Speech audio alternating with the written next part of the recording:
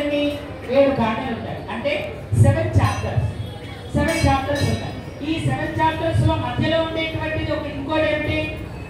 4వ చాప్టర్. అవునా కదా? అటు 3 ఇటు 3 మధ్యలో 4. ఈ 4వ చాప్టర్ లో మధ్యలో ఉండేటువంటిది ఏమిటి? రుద్రము. ఈ రుద్రంలో మధ్యలో వచ్చేటువంటిది ఏమిటి? మంత్రము. శంచమే మయశ్చమే ప్రియంచమేను కామశ్చమే కామశ్చమే సౌమనశశ్చమే భద్రంచమే శ్రేయశ్చమే మత్యశ్చమే నమః శివాయ చ రుద్రాయ చ భవాయ చ నమః శ్రీకంఠాయ చ నీలగ్రీవాయ చ. అక్కడ మళ్ళీ మధ్యలో మంత్రం వచ్చేటువంటిది నమః శివాయ చ రుద్రాయ చ భవాయ చ అనేటువంటి మంత్రం మధ్యలో ఉన్నది. అంటే మీకు ఇక్కడ మధ్యలో ఋగ్వేదము సామవేదం మధ్యలో ఉండేటువంటి వేదం యజుర్వేదము. ఆ యజుర్వేద మధ్యలో ఉండేటువంటి కాండ 4వ కాండ. ఆ 4వ కాండలో ఉండేటువంటి మంత్రము రుద్రము. ఆ రుద్రము మధ్యలో ఉండేటువంటి మంత్రము శంచమే వయస్సమే మంత్రము. ఆ దాని మధ్యలో విడీకృతమైనటువంటి మంత్రము నమః శివాయ మంత్రము. ఇటు పక్కన వేదం సగము, అటు పక్కన వేదం సగము, ఈ మధ్యలో మంత్రం మొత్తము.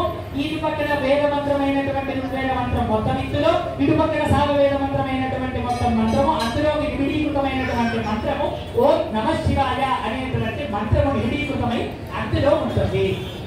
దానికి నిర్వచనభూతంగా ఏ కోరిక నిమిత్తమైనా సరే పంచాక్షరి మంత్రాన్ని, ఏ కోరికకైనా సరే మనకు ఉద్యోగం కావాలంటే ఒకటి, వ్యాపారం కావాలంటే ఒకటి, మేధస్సు కావాలంటే ఒకటి, శక్తి కావాలంటే ఒకటి, వీటన్నిటికీ కూడా ఒక్కొక్క మంత్రమై రుద్రములో ఉండి దానితో సంపుటీకరణం చేస్తూ మనం అభిషేకం కానీ అర్చన కానీ ఏదైనా స్వామికి మనం సమర్పిస్తే తక్షణ కర్తవ్యమై మనకు నెరవేరుతాయి అని చెప్పేసి వేద నిర్వచనము ఇది.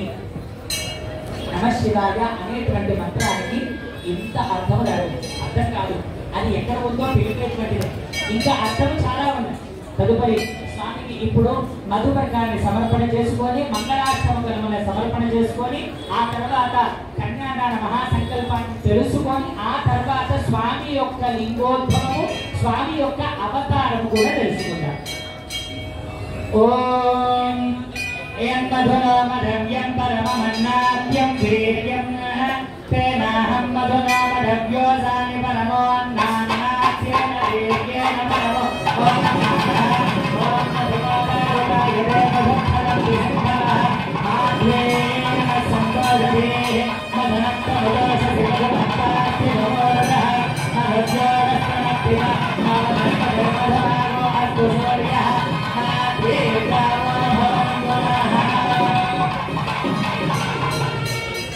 స్వామికి ఇప్పుడు మంగళాష్టకములను స్మరణ చేస్తూ ఉంటారు.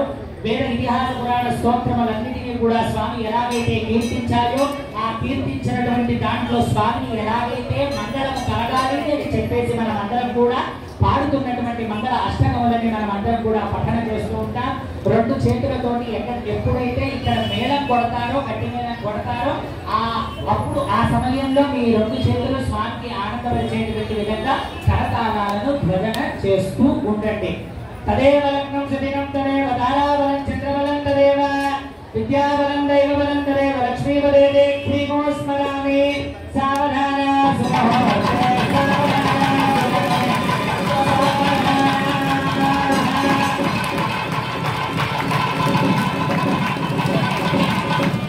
అలాగే స్వామికి మధుపర్కాన్ని సమర్పణ చేసిన తర్వాత మధుపర్క వస్త్రాలని ఈ కన్యా దానాన్ని కళ్యాణాన్ని జరిపించుకుంటున్నటువంటి దంపతులు అలాగే ఆలయ యాజమాన్యము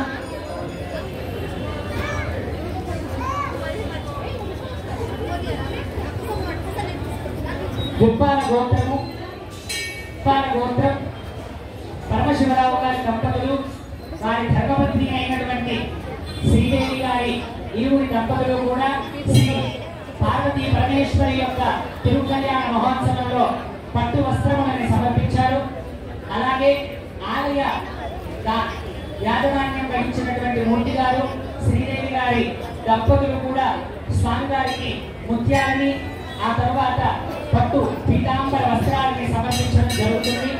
స్వామికి సమర్పించేటువంటి వస్త్రాలని వేదికపై నుంచి స్వామి ఇక్కడి నుంచి మీ అందరికీ కూడా చూపించడం జరుగుతుంది. కావున అందరూ కూడా 2 చేతులు పైకి ఎత్తి నమస్కారం చేస్తూ